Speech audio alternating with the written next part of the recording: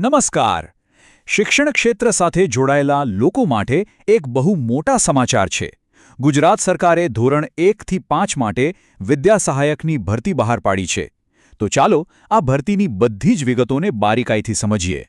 હા, આ આંકડો બિલકુલ સાચો છે. જે ઉમેદવારો લાંબા સમયથી ગુજરાતમાં શિક્ષક બનવાની રાહ જોતા હતા, એમના માટે આ એક સુવર્ણ તક છે. રાજ્ય સરકારે પ્રાથમિક શાળાઓ માટે પૂરી 11,000 વિદ્યા સહાયકોની ભરતીને મંજૂરી આપી દીધી છે. અને જુઓ, આ કોઈ નાની સૂની જાહેરાત નથી. ગુજરાત રાજ્ય પ્રાથમિક શિક્ષણ પસંદગી સમિતિએ આખી પ્રક્રિયા સત્તાવાર રીતે શરૂ કરી દીધી છે. મતલબ કે સરકારી પ્રાથમિક શાળાઓમાં શિક્ષક બનવાનો રસ્તો હવે ખુલી ગયો છે.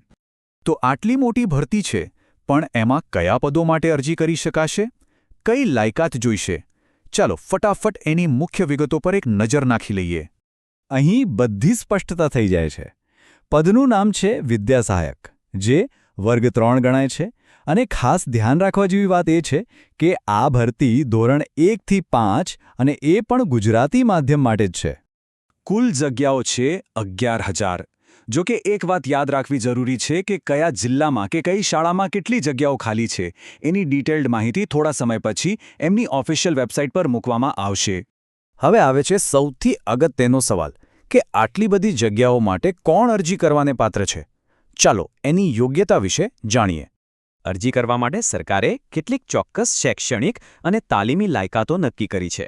ચાલો જોઈએ કે કઈ કઈ છે. તો જો, મુખ્યત્વે 2 લાયકાત હોવી એકદમ જરૂરી છે. પહેલું, ઉમેદવાર પાસે DLED એટલે કે ડિપ્લોમા ઇન એલિમેન્ટરી એજ્યુકેશનની ડિગ્રી હોવી જોઈએ. અને બીજું, જે સૌથી મહત્વનું છે, એમણે ટેટ 1 એટલે કે ટીચર એલિજિબિલિટી ટેસ્ટ 1 પાસ કરેલી હોવી જ જોઈએ. અહીંયા એક બહુ જ રાહતની વાત છે. જે ઉમેદવારો અત્યારે DLEDના છેલ્લા વર્ષમાં ભણી રહ્યા છે, પણ જેમણે ટેટ 1 પરીક્ષા પાસ કરી લીધી છે, એ લોકો પણ અરજી કરી શકશે.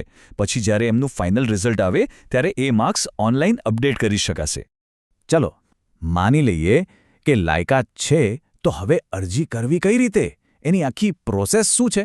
ચાલો સ્ટેપ બાય સ્ટેપ સમજીએ. પ્રક્રિયા એકદમ સીધી સાધી છે અને 2 ભાગમાં વહેંચાયેલી છે. પહેલું સ્ટેપ, ઓનલાઈન જઈને અરજીપત્રક ભરી દેવાનું. અને બીજું સ્ટેપ, એ ભરેલા ફોર્મની પ્રિન્ટ કાઢીને જે પણ નક્કી કરેલું સ્વીકાર કેન્દ્ર હોય ત્યાં રૂબરૂ જઈને જમા કરાવી દેવાનું. અને હા, એક વાત ખાસ યાદ રાખજો. આ બધી જ પ્રક્રિયા માટે પછી એ ફોર્મ ભરવાનું હોય કે કોઈ સૂચના જોવાની હોય, એ બધું જ માત્ર એક જ સરકારી વેબસાઇટ પર થશે, જે છે dpegujarat.in. બીજે ક્યાંય નહીં. આવી કોઈ પણ સરકારી ભરતીમાં સમયનું બહુ જ મહત્વ હોય છે. એટલે કઈ તારીખે શું કરવાનું છે એ ચૂકી ન જવાય. ચાલો એ મહત્વની તારીખો પર ધ્યાન આપીએ. આ તારીખો ક્યાંક બરાબર નોંધી લેજો. ઓનલાઈન અરજી 15 એપ્રિલે શરૂ થશે. છેલ્લી તારીખ છે 24 એપ્રિલ, પણ એમાંય બપોરે 3 વાગ્યા સુધી જ ઓનલાઈન અરજી કરી શકાશે. અને ફોર્મ જમા કરવા માટે પણ એ જ દિવસ એટલે કે 24 એપ્રિલે સાંજના 5 વાગ્યા સુધીનો જ સમય મળશે. બસ હવે આપણે અંત તરફ છીએ. પણ જતાં જતાં ચાલો કેટલાક વધારાના અને એટલા જ મહત્વના મુદ્દાઓ પર પણ નજર કરી લઈએ. કેટલીક બીજી ખાસ બાબતો, જેમ કે દિવ્યાંગ ઉમેદવારો માટે 4% અનામત રાખવામાં આવી છે. જિલ્લાવાર જગ્યાઓની વિગતો, જે આપણે પહેલાં વાત કરી, એ પછીથી જાહેર થશે.